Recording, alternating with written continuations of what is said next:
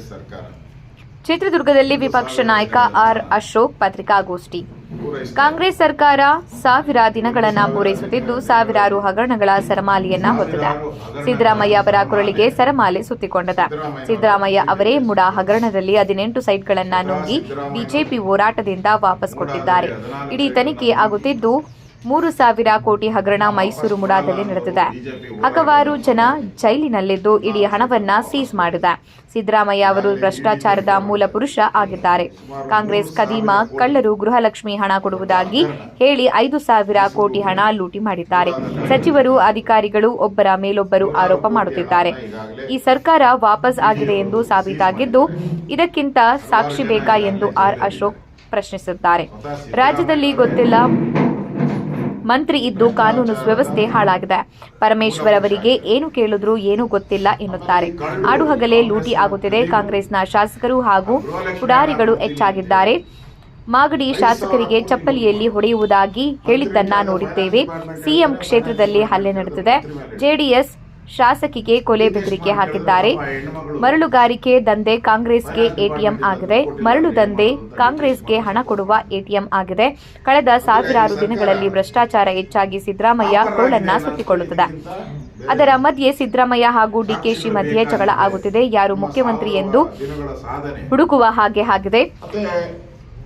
ಅಧಿಕಾರಿಗಳು ಕೂಡ ಕೆಲಸ ಮಾಡುತ್ತಿಲ್ಲ. ಕೆಲ ಅಧಿಕಾರಿಗಳು ಲೂಟಿ ಹೊಡೆಯುತ್ತಿದ್ದು ಇಡೀ ಕಾಂಗ್ರೆಸ್ ಸರ್ಕಾರ ಲೂಟಿ ಸರ್ಕಾರ ಆಗಿದೆ.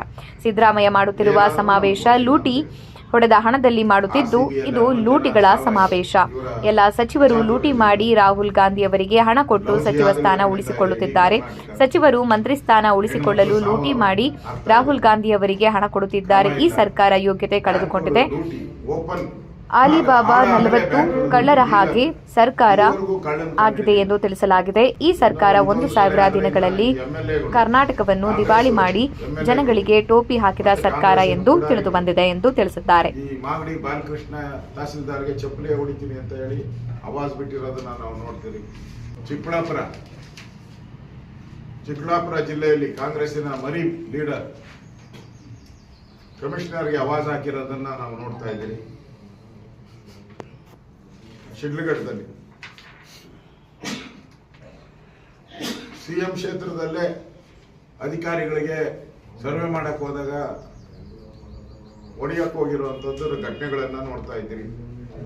ನಮ್ಮ ಜೆಡಿಎಸ್ ಶಾಸಕಿ ಕರಿಯಮ್ಮ ಅವ್ರ ಮನೆಗೆ ನುಗ್ಗಿ ಈ ಮರಳು ಮಾಫಿಯಾದವರು ಕೊಲೆ ಬೆದರಿಕೆ ಆಗಿರೋದನ್ನ ನೋಡ್ತಾ ಇದ್ದೀರಿ ನಾವು ಇವತ್ತು.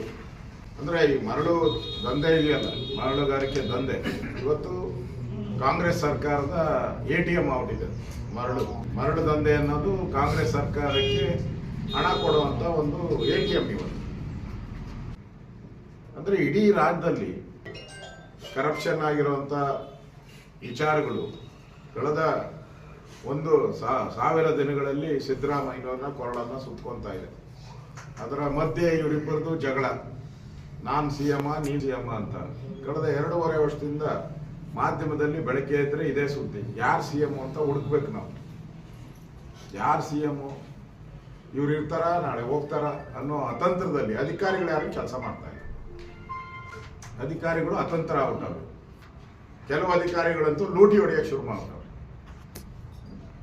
ಇಡೀ ಸರ್ಕಾರ ಲೂಟಿ ಸರ್ಕಾರ ಇದೆ. ಈಗ ಸಿದ್ದರಾಮಯ್ಯನವರು ಏನು ಸಮಾವೇಶ ಮಾಡ್ತಾ ಇದ್ದಾರೆ ನಾಳೆ ಹಾವೇರಿಯಲ್ಲಿ, ಅದು ಲೂಟಿಗಳ ಸಮಾವೇಶ. ಅಲ್ಲಿ ಬರೋರು ಮಂತ್ರಿಗಳೆಲ್ಲ ಲೂಟಿ ಮಾಡಿರೋ ಮಂತ್ರಿಗಳು ಬರ್ತಾ ಇದ್ದಾರೆ. ಯಾರ್ಯಾರು ಎಷ್ಟೆಷ್ಟು ಲೂಟಿ ಮಾಡಿ ರಾಹುಲ್ ಗಾಂಧಿ ಅವರಿಗೆ ದುಡ್ಡು ಕೊಟ್ಟು ಅವರ ಮಂತ್ರಿ ಸ್ಥಾನವನ್ನು ಉಳಿಸ್ಕೊಳ್ಬೇಕಷ್ಟೇ. ಈಗ ಸಿದ್ದರಾಮಯ್ಯನ ಆಗಲಿ ಡಿ.ಕೆ. ಶಿವಕುಮಾರನ ಆಗಲಿ ನಾವು ಮಂತ್ರಿ ಸ್ಥಾನ ಉಳಿಸ್ಕೊಬೇಕು ಅಂತೇಳಿ ಲೂಟಿ ಹೊಡೆದು ಇವತ್ತು ಕೇಂದ್ರಕ್ಕೆ ರಾಹುಲ್ ಗಾಂಧಿಗೆ ಹಣ ಕೊಡುವಂಥ ಒಂದು ಸಿಸ್ಟಮ್ ಅನ್ನ ಇಟ್ಕೊಂಡಿರುವಂಥ ಸರ್ಕಾರ ಇವತ್ತು ಕರ್ನಾಟಕದಲ್ಲಿ ನಾವು ನೋಡ್ತಾ ಇದ್ದೀವಿ. ಈ ಸರ್ಕಾರಕ್ಕೆ ಯೋಗ್ಯತೆ ಕಳ್ಕೊಂಡ್ಬಿಟ್ಟಿದ್ದಾರೆ. ಎಲ್ಲ ಕರಪ್ಟ್ ಮಂತ್ರಿಗಳ ಒಂದು ಮಂತ್ರಿಮಂಡಲ ಇದು. ಅಲಿಬಾಬಾ 40 ಕಳ್ಳರಿದ್ದಲ್ಲ ಹಂಗೆ ಈ ಒಟ್ಟಾರೆ ಈ ಸರ್ಕಾರ 1,000 ವರ್ಷದಲ್ಲಿ ಕರ್ನಾಟಕವನ್ನ ದಿವಾಳಿ